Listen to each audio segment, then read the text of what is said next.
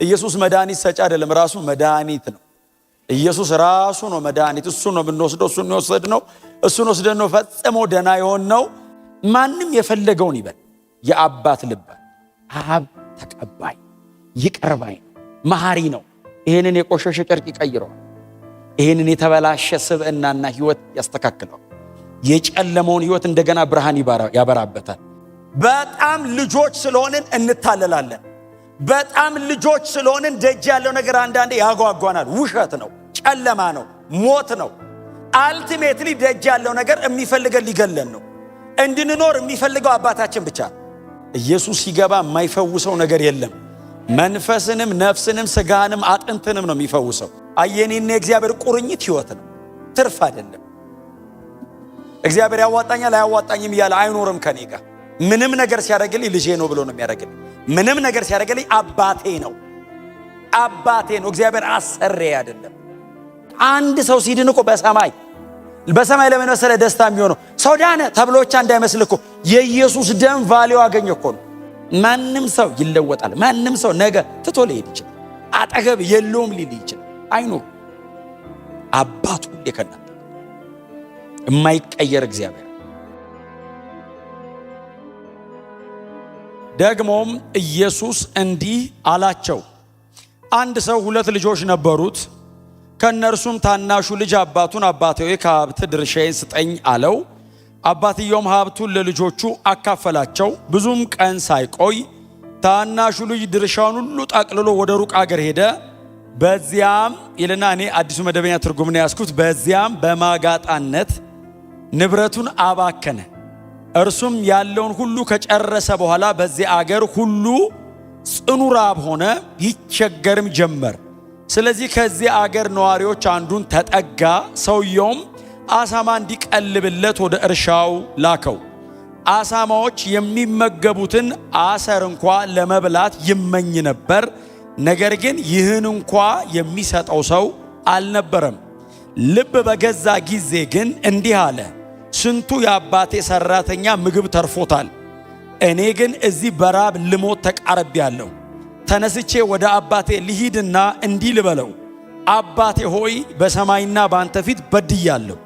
ከእንግዲህ ልጅ ተብዬ ልጠራ አይገባኝም። ከተቀጠሩት አገልጋዮች እንደ አንዱ ቁጠረኝ።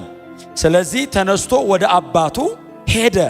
ነገር ግን እርሱ ገና ሩቅ ሳለ አባቱ አይቶት ራራለት። ወደ እርሱም እየሮጠ ሄዶ አቅፎ ሳመው። ልጁም አባቴ ሆይ በሰማይና በአንተ ፊት በድያለሁ፣ ከእንግዲህ ልጅ ተብዬ ልጠራ አይገባኝም አለው። አባቱ ግን አገልጋዮቹን እንዲህ አላቸው፣ ፈጥናችሁ ከሁሉ ምርጥ የሆነውን ልብስ አምጡና አልብሱት፣ ለጣቱ ቀለበት ለእግሩም ጫማ አድርጉለት። የሰባውንም ፍሪዳ አምጡና እረዱ፣ እንብላ እንደሰት። ይህ ልጄ ሞቶ ነበር፣ አሁን ግን ሕያው ሆኗል፣ ጠፍቶም ነበር ተገኝቷል። ከዚያም ይደሰቱ ጀመር። የዚህ የሉቃስ ወንጌል ምዕራፍ 15 ላይ ጌታችን ኢየሱስ ክርስቶስ እንግዲህ በዛ ለነበሩ ለፈሪሳውያንና ይከተለው ለነበረው ሕዝብ የሰጠው ትምህርት ነው ወይንም ያስተላለፈው ሐሳብ ነው። ጌታ ኢየሱስ ክርስቶስ ከኃጢአተኞች ጋር ነው የሚውለው፣ ከቀራጮች ጋር ነው የሚውለው፣ ከአሳ አጥማጅ ጋር ነው የሚውለው። የተለያየ በደል ካለባቸው ሰዎች መካከል ኢየሱስ አይጠፋም። እና ለምንድነው ከኃጢአተኞች ጋር የምትውለው? ለምንድነው ከአንዳንድ ምናልባትም ደግሞ እዚሁ መጽሐፍ ላይ የተዘረዘረ አለ ከነሱ ጋር ለምንድነው የምትውለው ሲሉት ጌታ ኢየሱስ ክርስቶስ እንግዲህ የሰው ልጅ የጠፋውን ሊፈልግ ነው የመጣው አላቸውና ደህና የሆኑ ሰዎች እኮ መድኃኒት አይፈልጉም፣ የታመመ ሰው ግን መድኃኒት ያስፈልገዋል። ስለዚህ እኔ መድኃኒት ስለሆንኩኝ የታመሙ ሰዎች አካባቢ አልጠፋም። ኢየሱስ መድኃኒት ሰጪ አይደለም፣ ራሱ መድኃኒት ነው። ኢየሱስ ራሱ ነው መድኃኒት። እሱ ነው ብንወስደው፣ እሱ ነው ወሰድነው፣ እሱን ወስደን ነው ፈጽሞ ደና የሆነው። ምንም አይነት መድኃኒት ለአንዱ ስትወስዱ ለሌላው ይጎዳል። ኢየሱስ ሲገባ የማይፈውሰው ነገር የለም። መንፈስንም ነፍስንም ስጋንም አጥንትንም ነው የሚፈውሰው። ኢየሱስ ሕይወት ላይ ሲገባ የማይነካው የማይፈውሰው በክርስቶስ ምክንያት ደና የማይሆን ነገር የለም። በእውነት እርሱ መድኃኒታችን ነው። ታማሚዎች ስለነበርን ፈልገነዋል፣ ፈልጎን መጥቷል፣ ወስደኑ ድነናል። ክብር ለኢየሱስ ይሁን። እና ከናንተ መካከል አደል ያላቸው ከናንተ መካከል ምናልባት ደግሞ 100 በጎች የነበሩት ሰው ቢኖር 99 በጎቹ እያሉ አንድ በግ ቢጠፋበት 99ኙን ሜዳ ላይ ትቶ አንዱን ፍለጋ ማሄድ ከእናንተ ማን ነው አላቸው። እናንተ እንኳን ሰው ስትሆኑ ለበጎች ይሄን ያህል የምትራሩ ከሆነ እግዚአብሔር ደግሞ ሰው ጠፍቶበታል። ስለዚህ ደና ነን የምትሉትን እናንተን ሰብስቦ እዚህ ጋር ያስቀምጣል። የጠፉበታሉ፣ የኛ አይነቱ የጠፉበታሉ፣ እነሱን ፍለጋ የሰው ልጅ ይሄዳል ወይንም ደግሞ ፍለጋ ይወጣል ብሎ ይሄንን ምሳሌ ነገራቸው። እንግዲህ ከላይ ወጣ ስትሉ የጠፋ ሳንቲም ፍለጋ ወይንም የጠፋው ድሪም ብለን የምንጠራው የጠፋውን ሳንቲም ፍለጋ ይነገራል። አሁን ደግሞ የሚነገረው የጠፋው ልጅ። እኔ በእውነት ዛሬ ስለ ጠፋው ልጅ አይደለም ብዙ የምናገረው፣ ግን የጠፋው ልጅ መናገር አይቀርም። አባትየው ነው የሚገርመኝ። የአባት ልብ በጣም ነው የሚገርመው በእውነት። ልጁን ቤት ውስጥ የሚያኖረው የአባቱ ልብ ነው እንጂ ልጁ የሰራው ስራ ሞት ነው የሚያስፈልገው። የአባት ልብ ነው የሚያኖረን። የአባት ልብና አባትን አንደርስታንድ ማድረግ፣ አብ በምን አይነት መውደድ እንደወደደን እንዴት እንደተቀበለን ሰው አብን አንደርስታንድ ማድረግ አለበት። አባትን አንደርስታንድ ማድረግ አለበት።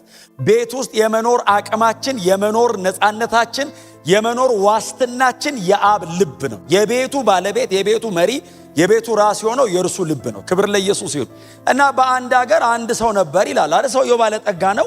2 ልጆች ነበሩት ይላል። ኦብቪየስሊ 2 ልጅ ካለው አንድ አይነት ልጅ አይኖርም ቤት ውስጥ ሁሌ። 2 ከሆኑ የተለያዩ ናቸው። የመጀመሪያ ልጅና ሁለተኛ ልጅ በጣም ዲፍረንት ናቸው፣ የተለያዩ ናቸው። እና እዛም ቤት ያሉት 2 ልጆች ናቸው፣ በጣም የተለያዩ ናቸው። የኛ አይነት ናቸው፣ 2 ናቸው። 2ቱ ሁሉንም መወከል ይችላሉ ባይዘው። እና 2 ልጆቹ እያሉ አንደኛው ትንሽ ልጅ ነው፣ በጣም ብዙ ጊዜ አስቸጋሪ። ትንሽየው ልጅ መጣና አባቴ አለው፣ አቤት ድርሻዬን ስጠኝ። ከመሬት ተነስቶ ድርሻዬን ካልሰጠኝ ሲለው አባት አልሰጥህም አላለው። እንካ አንተን ድርሻ አይደለም ያለው ባይዘው፣ ለሁለቱም ድርሻቸውን እኩል አካፈለ ይላል።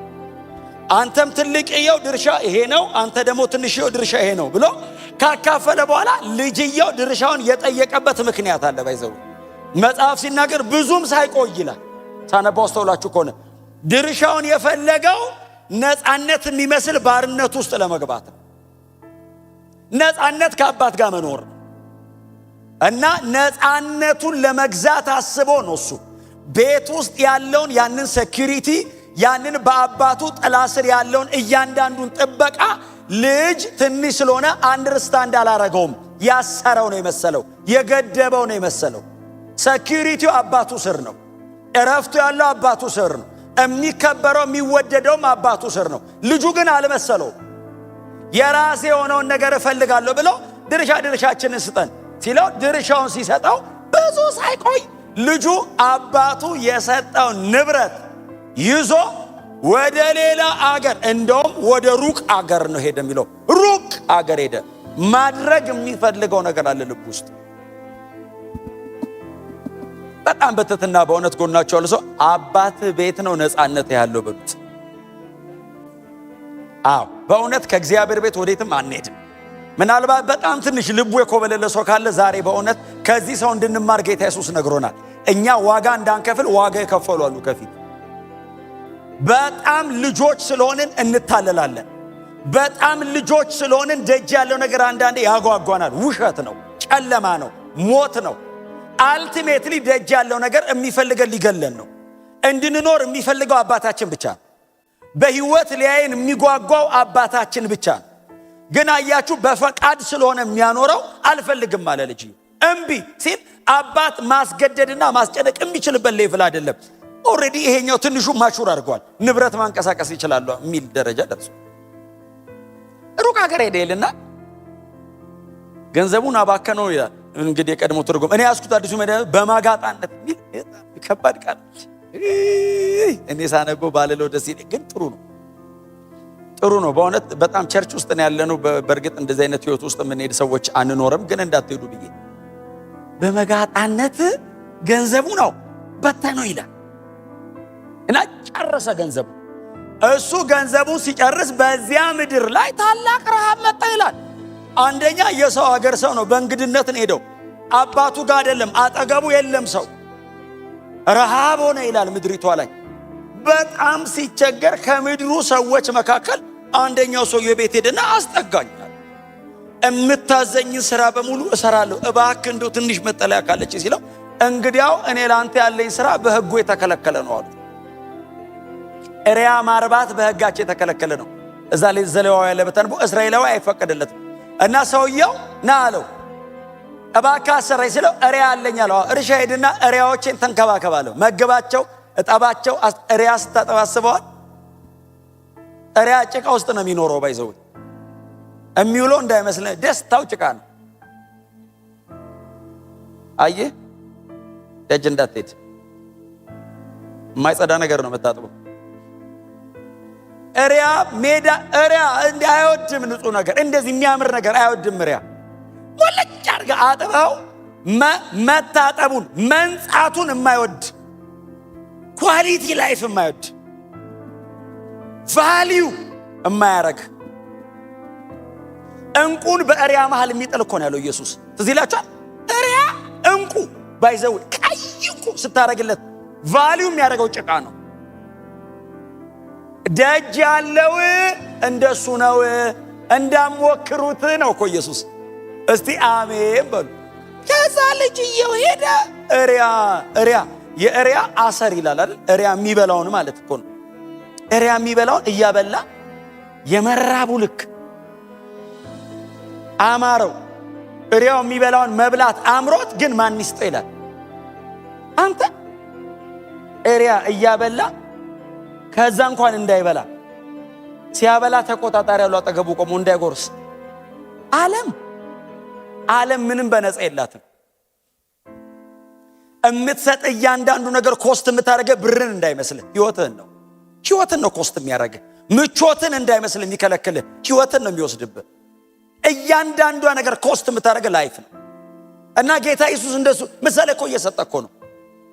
ከዛ ልጁ ወደ ልቡ ተመለሰ የሚል ቃል አለ። በጣም እግዚአብሔር የንስሐ ልቡ ላይ ነው የሚሰጠው። ወደ ልቡ ተመለሰ ልጁ። አባት አለኝ አይደል እንዴ? ታዲያ ምንድነው አባቴ ቤት ይሄዳል አለና እንደ ልጅ መሆን አልችልም። ለምን? የልጅነት መብቱን ያጣ መሰለው አይደል? የልጅ ንብረት የልጅ የሀፍ ወስዷል። አሁን እሱ መመለስ ቢፈልግ አባትየው ና ተመለስ ቢለው ወንድምየው ራሱ ትንሽ የኔን ደግሞ እንደገና ሀፍ ይዞ ይሄዳል ብሎ እግዚአብሔር ባለጠጋ ነው። ብር ወስደህበት አይጎልበትም። የሰጠህ ይበልጣል። ህይወት ሰጥቷል። እግዚአብሔር ገንዘብ ሰጥቶ በፍጹም የማይተካ ነገር ኦልሬዲ ሰጥቷል። እግዚአብሔር ጥላውን የሚፈልገው ባለጠጋና ደሃ ለማድረግ አይደለም፣ ህይወት ሰጥቶ። አየኔና የእግዚአብሔር ቁርኝት ህይወት ነው፣ ትርፍ አይደለም። እግዚአብሔር ያዋጣኛል አያዋጣኝም እያለ አይኖርም ከኔ ጋር። ምንም ነገር ሲያደርግልኝ ልጄ ነው ብሎ ነው የሚያደርግልኝ። ምንም ነገር ሲያደርግልኝ አባቴ ነው እግዚአብሔር አሰሬ አይደለም። ምንም ነገር እግዚአብሔር ቢያደርግልህ ለአንተ ሲል ነው። ቢከለክልህ ቢሰጥህ ትሞታለህ ማለት ነው። ከሰጠህ ደግሞ ቢከለክልህ ታስቸግረዋለህ ማለት ነው። እንደ ኮሃናችን ነው የሚይዘን። አንዳንድ ልጅ ቤት ውስጥ በጣም ስማርት ነው፣ በተለይ ትንሽ ልጅ። ትልልቆቹ ብዙ ጊዜ ስትሬት ፎርዋርድ ናቸው። ደስ ካላላቸው ደስ አላላቸው። ትንንሾቹ ይወስዱባል። አይ ላቭ ዩ ዳዲ ብሎ ወስዶታል። የለም እጅ ላይ አይ ላቭ ዩ ብሎ ይዞት ሄዶ ስማርት ያደርገዋል። በቃ አትችላቸውም። በየትኛውም አጋጣሚ ልብን ይዙታል። ትልቆቹስ ጄኒውን ሆነው ከፈለጉና ካልፈለጉ ያስታውቃሉ። ትንሾቹ አታውቀውም። ምን እንዳሰቡ የምታውቀው በኋላ ነው። እኛ ቤት ሁለት ልጅ ነው ያለው ታውቃላችሁ። ሁለቱም የየራሳቸው ስማርት እንትን አላቸው። የተለያዩ ናቸው። በተለያየ እኔ አሁን አፕሮች አረጋቸው አንዱን እንደ ልጅ አንዱን እንደ ጎረቤት ልጅ አይደለም አፕሮች ነው። ምንም አይነት የተለያየ ባህሪ ኑራቸው መልካቸው የለ ምንም ይሁኑ ሁለቱም እንደ ልጅ ነው አፕሮች። እግዚአብሔር በዚህ መንገድ ነው አፕሮች የሚያደርገን። ትሪት የሚያደርገን እግዚአብሔር እኔ በምሰጠው አይደለም ለኔ ባለው። ነገ እንደፈለገ ሊሆን ይችላል ጆይ ተነስቶ እኔ ጆይን ትሪት የማደርገው በሚያመጣው አይደለም እኔ ጋር ባለው ነው። እግዚአብሔር መቼም እኔ እንደውም ብዙ ጊዜ የምሰጠው አንድ ምሳሌ አለ ስለ እግዚአብሔር ፍቅር ስናገር። አንዴ ቆይቷል። ቤት ተኝቼ ክሪስ መጥቶ ዳሪ አብሬ ልተኛ አለኝ። ና ተኛ አልኩት። ተኛ አጠገቤ። ሲተኛ እንቅልፍ ይዞት ሄደ። እያየሁት አምኖኝ ነው የተኛው። ትረስት እኮ ስለሚያደርገኝ ነው። ሌላ ቦታውን እንቅልፍ ላይ ይዞ ይችላል። እኔ ጋር መጥቶ ተኛ እንቅልፍ ያዘው። ተነስቼ ተንበረከኩ። ሳየው ውስጤ ተነቃነቀ። እንደምወደው ያውቃል። ምን ያህል እንደምወደው ግን አያውቅም። አባት ይወዳል ብትለው በጣም እርግጠኛ ነኝ ይላል። ምን ያደርግልሃል ብትለው ምናልባት በእድሜው መጠን የሚጣፍጥ እንትን ይገዛልኛል ሊል ይችላል። ነፍሴን ልሰጠው እንደምችል አያውቅም። እና ተነስቼ ተንበረከኩ። እንደምትወደኝ ነው የማውቀው። ምን ያህል እንደምትወደኝ አላውቅም። ምን ያህል አንተ እንደምትወደኝ ይግባኝ። የሴኩሪቲ ጥያቄ የማይኖረኝ ምን ያህል እንደሚወደኝ ሳቅ። አያችሁ፣ አባቴ ንብረቴን አንጣ ብሎ ይሄ ልጅ የሮጠው አባቱ ለሱ ያለው ልብ አንደርስታንድ ስላላረገ ነው። ልጁ የገባው መቼ ነው? ተመልሶ ይመጣቃል። እንደ ባሪያ ብሆን እንደው ሎሌው ልሁን፣ ከሎሌዎቹ መሃል እንዳንዱ ይቁጠረኝ፣ እንደዛ ትቼው እንደወጣሁት ልጅ በፍጹም አይገባኝም ብሎ ብላቴናው ከእሪያ ስራው ተመልሶ ወደ እንትኑ ሲመጣ፣ ወደ አባቱ ቤት ሲመጣ መጽሐፍ እንደዚህ ይላል፣ አባቱ በሩቅ አየው። አባቱ በሩቅ ሲያየው እየሮጠ ወደ ልጁ ሮጠ። ልጅ አይደለም የሮጠው፣ አባት ነው የሮጠው። እየሮጠ ሄደ፣ አቀፈው። ሲያቅፈው ልጅ እንደዚህ ያለው አባቴ አለ። አቤት ሲለው አንተንና ሰማይን በድያለሁ። ይሄ በደል አንተን ብቻ አይደለም እግዚአብሔርንም ነው። እንደዚህ አይነት በደል በድያለሁ። በቤት እንደ ልጅ ሳይሆን እንደ ባሪያ አርገኝ ሲለው አባት እንደዚህ ያለ አቅፎት። ባሪያና ልጅ የሚል ርዕስ የአባት ርዕስ አይደለም። አይ ልጅ ጋር ነው ያለው። ሪግሬት ስለሚጸጸት ውስጡ ስላለ እንጂ አባት ልጅ ባሪያ የማድረግ ፕሮግራም የለውም። ይመለስልኝ ነው። በእውነት በምንም አጋጣሚ ከእግዚአብሔር ሸሽቼ ሮጬ አምልጫለሁ የምትሉ ሰዎች ካላችሁ፣ አርነት መስሏችሁ ወደ ደጅ ሄዳችሁ ሰዎች ካላችሁ፣ ሞት ነው ያለው። የአባት ልብ አልተቀየረም። ዛሬም እነዚያ የፍቅር እጆቹ ተዘርግተው ኑ አምልኩኝ፣ ኑ ተጠጉኝ፣ ኑ እቅፌ ውስጥ ግቡ። እግዚአብሔር አጠገብ ስንሆን አያችሁ ያ ሙቀት፣ ያ ጠረን፣ ያ ሴኩሪቲ ሁሌ አለ። የእግዚአብሔር እጆች እንደተዘረጉ ናቸው ያሉት። የጠፋውን መፈለግ እግዚአብሔር አያቆም። ያጣውን ልጅ ሁል ጊዜ ይጠራዋል። ደጅ ደጅ ነው የሚያየው አባት ሁሌ። ተመልሶ ይሆን? ልክ ልጁ ደጅ ነው ማለት ነው። አባትየው ያለው አይደል? ከሩቅ አዩ ይላል። ስለዚህ አባትየው ደጅ ነው ማለት ነው። ልቡም አይኑም ደጅ ነው ያለው። ሮጦ ሄዶ አቀፈውና እንደዚህ ያላቸው ጥሩ ልብስ አምጡ። ልጁ ልብሱ ተበላሽቷል። እሪያኗ ሲመግብ የከረመው አይ ጠረኑ ተበላሽቷል። ልብሱ ተቀዳዷል። ያ ከቤት የወጣው ልጅ አይደለም። ያ አባቱ የተንከባከበው የገረጣ ነው፣ የተበለሻሸ ነው፣ የቆሸሸ ልጅ ነው። ጥሩ ልብስ አምጡልኝ አለ። አጠቡት፣ ልብስ አለው። ጫማ አርጉልኛል። ቀጥሎ ቀለበት አርጉለታል። ቀለበት ማለት ባይዘዌ በእነሱ ዘመን ማህተማቸው ያለው ቀለበታቸው የአባቱን ንብረት እንዲያስተዳድር ማለት ነው። የተመለሰ ቀን ባለመብት ነው። ይዤ ሄጄ አባክኛለሁ አለው። ለሱማ ዋጋ ከፈል ካለው ከእሪያ ጋር ከረም አገኘሁ እኮ ምን መስለህ ነው ያገኘሁ አለ። ግን በተመለስክበት ቅጽበት ግን ልጄ ነው። ኢየሱስ ጌታ በመጣ ሞመንት ግን የኔ ልጅ ነው። ቀለበቴ ነው አውልቀ ነው ሰጠኝ ሄድከው። ሌላ ነበር የፈለግከው። ና ይሄው እንካ ዛሬ ማዘጋጅቼን ያስቀመጥኩልህ አድርገው ቀለበቴ ነው። ከዛ እንደዚህ ይላል አይደል አባት ልጄ ሞቶ ነበር፣ የለም ሄዶብኝ ሞቷል ብዬ ነበር፣ አለ በህይወት። ጠፍቶ ነበር ተገኘልኝ። እናመስግን፣ ድግስ እንደግስ። ፍሪዳ አረዱ ይላል እንግዲህ የሰባውን ታላቅየው ሲቀልብ የከረመውን በሬ አምጥተው አረዱ፣ እየዘመሩ እያመሰገኑ እያለ ትልቅየው መጣ ይላል። በወንድም ልብ እኮ አይኖርም፣ በአባት ልብ ነው የሚኖረው። ማን ያኖራል?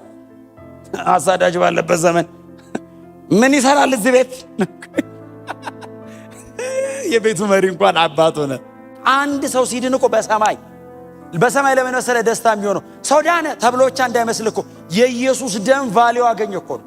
ኢየሱስ የሞተበትን ጉዳይ ሰው ገባው። መላእክት አንደርስታንድ አደረጉ። አዎ ሰማይ መልአክ መለከት ምናምን በልጆ ጨምር ለምን አንድ ሰው ተጨመረ? የኢየሱስ ደም አንድ ሰው ቀደሰ። ኢየሱስ እንደሞተ አንድ ሰው ገባው ተብሎ እኮ ነው። ልጄን ዋጋ የሚሰጥ ሰው አገኘው ብሎ እኮ ነው አብ። ክብር ለኢየሱስ ይሁን። ይህን ሁሉ ሰው እግዚአብሔር በእኛ ላይ የጨመረ ስለበላውና ስለጠጣው ነው እንደሚዘምረው። ባንበላስ ባንጠጣስ በቃ የመጨረሻ ባትበሉ ምንድነው የምትሆኑት? ምንድነው የምትበሉ? ጾም ጸሎት ነው የሚሆነው። ግን እሺ ቆይ ጾም ጸሎቱ አልቲሜት ቢሆን ሞት በትሞት የት ነው የምትሄደው? ሰማይ ጌታ ጋር። ምንም ባይዘዌ ከጌታ የሚያስቀረን ነገር የለም። አለመብላት አያስቀረን፣ መብላትም እንደዚህ። ብዙ ጊዜ ሲወስዱ ሰው ሳይበላ መንፈሳዊ ግን ያው የገባችሁ ነገር በምንም አይነት ከፍታና ዝቅታ እንደማይቀየር በጣም ተስፈኛ ነኝ። ክብር ለኢየሱስ ይሁን። ከዛ ደጅ ሲመጣ ሰማ። ምን አንዱ ሎሌ ነው ባይዘው ምንድነው? ታናሽ ወንድም መጣል። የት ነው? ሌላ አለ እንዴ? አንድ ነው ያለው። ያ እኩል ይዞ ሄደው። አዎ አባካኙ ማን አስገባው? አባ ምን አድርጎ? ገና ከሩቅ ሲያየው አባቱ ራሱን መቆጣጠር አቅቶት እያለቀሰ ልጄ መጣልኝ ብሎ አገር ምድር እያየው እያለቀሰ ሲመጣ የለበሰው ልብስ አለ እሪያ እያረባን የከረመው አሉ። የእሪያ እንትን አለ ላይ አሉ። ሽታው ሰው ያስጠጋም እና እኛ ራሱ በሩቅ ቆመን ስናየው አባት አቀፈው። ለአባት ልጅ ነው። አይ ሎሌ በለው ምናምን በለው ማንም የፈለገው ሊል ይችላል። ለአባት ልጅ ነው። አይ ማንም ሩቅ ቆሞ የፈለገው ሊያረግ ይችላል፣ የፈለገው ሊል ይችላል። እግዚአብሔር በክርስቶስ በኩል ነው የሚያይ። ልጄ ነው የሚለው። የፈለገ ኃጢአተኛ ብትሆን ቀድሼ አቆመዋለሁ ነው የሚለው። ወድቋል ብትል አነሳዋለሁ ነው የሚለው። አቆመዋለሁ፣ ልጄ ነው፣ ከፍዬበታለሁ። ስሙ ለዘላለም ብሩክ ይሁን። ከዛ መጽሐፍ እንደዚህ ይላል፣ ተበሳጨ ይላል። ግባ አልገባም። ትልቅ ልጅ ነው ግን በጣም እልከኛ። አልገባም። እንዴት እንዲያረጋል አባቴ አይደል? አባቱን ጠራውና ድርሻ እኩል ይዞ ሄዶ እንደገና እንዴት ተመልሰዋል አለ። ወንድም ያንተን አይነካው፣ አይዞ የኔን ይነካል ብለህ ከሆነ ኧረ ይበቃል አለ። ይበቃል፣ መንግስቱ ሰፊ ነው። ምን ያገፋፈናል አና የሚል እኮ መዝሙር አለ። በእውነተኛ ምን እንደሚያጣለን እኮ ነው ግራ የሚገባኝ። ሰማይ እኮ ከምድር ይበልጣል። ሰማይ በጣም ትልቅ ነው። ብንሮጥ ብንሄድ አያልቅ። የእግዚአብሔር መኖሪያ ነው። እዛ ነው የምንገባው። በወንድሞቻችን መዳንና መመለስ አመስጋኝ ነው መሆን ያለ። በእውነት የደከማችሁ ሰዎች ካላችሁ በፍጹም ነፃነት ተመለሱ። ወደ ጌታ ነው። ማንም የፈለገውን ይበል። የአባት ልብ አብ ተቀባይ ይቅር ባይ መሐሪ ነው። ይሄንን የቆሸሸ ጨርቅ ይቀይረዋል። ይሄንን የተበላሸ ስብዕናና ህይወት ያስተካክለዋል። የጨለመውን ህይወት እንደገና ብርሃን ያበራበታል። እንደገና ያዘምርሃል። እንደገና አመስጋኝ ያደርግሃል። እንደገና ወደ እቅፉ ይመልሳል። እንደገና ትተህ ወደ ሄድከው ወደዛ ቤት ይመልሳል። እንደገና ህይወት ይቀጥላል። ለዘላለም ከአባታችን ጋር እንኖራለን። በእውነት ነው የምላችሁ። እኔ በጣም ነው የደነገጥኩት። ባይዘው በአውቀዋለሁ ታሪኩን ረጅም ጊዜ አንብቤዋለሁ። ግን ወንድሙ ተበሳጨ አልገባም አለ የሚለውን ቀን ሳነበው በጣም ብዙ ነገር እንዳስብ አደረገ። ዋው! ጌታ ኢየሱስ ክርስቶስ 1000 ዓመታት አይቶ ነው አያችሁ ያስቀመጠው ይሄንን ምሳሌ። 1000 ዓመታት አይቶ በሚመለስ ሰው መቼም አብ ደስተኛ ይመለስ ብቻ። ላለመመለሱ የሚከፍለው ዋጋ ይሄው ይውጣ። የአሳማ ምግብ መብላት ፈልጎ አልቻለም የሚል ቃል አለ። ሁሉ ነገሩ ነው ዝብርቅርቁ የወጣው። ይዞ የሄደውን በሙሉ ነው ሉዝ ያደረገው። ሲመለስ በብዙ ጉዳትና ጸጸት እኮ ነው የተመለሰው። ቤቱ ውስጥ ከመጣ በኋላ እኮ የሄደው መንገድ እኮ ዋጋ አስከፍሎታል። እላዩ ላይ እኮ ምልክት እኮ አለው። አባት ግን በዛ መንገድ አይቀበለውም እንጂ ልጁ የከፈለው ዋጋ እኮ አለ። በጣም ዋጋ ከፍሏል። በጣም እግዚአብሔር ረድቶት ሳይሞት ተመለሰ እንጂ በዛ ቢቀርስ የመመለስ ልብ አይኖሮስ በምንም አጋጣሚ ውስጥ ሆኑ ተመለሱ። ኑ ወደ ጌታ፣ ኑ ወደዚህ ጌታ። በእውነት በገንዘብ ብዛት፣ በስልጣን፣ በምንም አይነት መንገድ የማይገኝ ልጅነት እግዚአብሔር ጋር ብቻ ነው። ወዳጆቼ በእውነት ሞኝ ነበር ልጇ፣ አያስተውል። ብዙ ብር ይዞ የሚኖር መስሎታል። የአባት ፍቅር ነው የሚያው። ሰው ሲከበው ግርግር ሲፈጠር ያለ አንተ ማን አለ ምናምን ሲሉት ውሸት ነው። የአባት ፊት ብቻ ነው የማይቀር። ማንም ሰው ይለወጣል። ማንም ሰው ነገ ትቶ ሊሄድ ይችላል። አጠገብ የለውም ሊል ይችላል። አይኑር። አባት ሁሌ ከናንተ የማይቀየር እግዚአብሔር